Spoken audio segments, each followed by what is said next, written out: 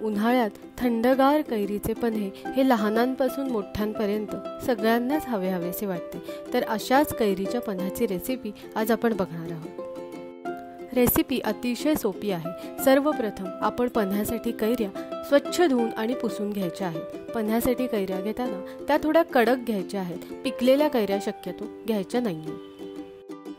कैऱ्या साल काढून किंवा सालीसकट कुकरच्या डब्यामध्ये शिजवून घ्यायच्या आहेत।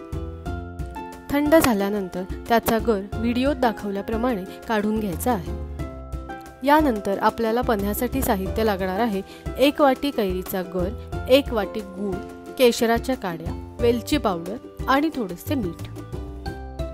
मिक्सरच्या भांड्यामध्ये कैरीचा गर, गूळ, वेलची पावडर आणि मीठ टाकून सर्व मिक्सरमधून फिरवून घ्यायचे आहे। पन्ह्यासाठी आपण गूळ किंवा साखर किंवा दोन्हीही एकत्र असाही वापर करू शकतो। जेवढा कैरीचा गर तेवढ्याच प्रमाणात गूळ किंवा साखर घ्यावयाचे आहे। जर तोतापुरी कैरी वापरत असाल तर समप्रमाणात गूळ किंवा साखर लागतो, पण कैरी थोडीशी आंबट असेल तर थोडा जास्त प्रमाणात गुळाचा किंवा साखरेचा वापर करावा। सर्व मिश्रण मिक्सरमधून फिरवल्यानंतर व्हिडिओत दाखवल्याप्रमाणे दिसते।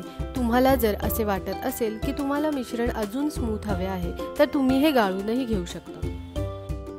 खूप मोठ्या प्रमाणात पन्हे तयार करायचे असल्यास हा गर एकदा गॅसवर शिजवून घ्यावा, म्हणजेच त्याला एक उकळी देऊन घ्यावी, म्हणजे पन्हे खूप जास्त दिवस टिकते। पन्हे तयार करण्यासाठी एका ग्लासमध्ये 2 ते 3 चमचे पन्ह्याचा गर आणि एक भांडभर म्हणजेच 200 ml पाणी घालावे आणि हे मिश्रण छान ढवळून घ्यावे। मिश्रण छान हलवून घेतल्यानंतर त्यामध्ये 2 ते 3 आईस क्यूब्स घालावेत आणि वरून छान केशराच्या काड्यांनी सजावट करावी। हे पन्हे अतिशय चविष्ट लागते। उन्हाळ्यात थंडावा देणारे आणि अतिशय झटपट होणारे हे पन्हे तुम्हाला जर आवडले असेल तर नक्की करून बघा आणि माझे व्हिडिओज तुम्हाला आवडत असतील तर नक्की लाईक, शेअर आणि माझ्या चॅनलला सबस्क्राईब करा। व्हिडिओ शेवटपर्यंत बघितल्याबद्दल खूप खूप धन्यवाद।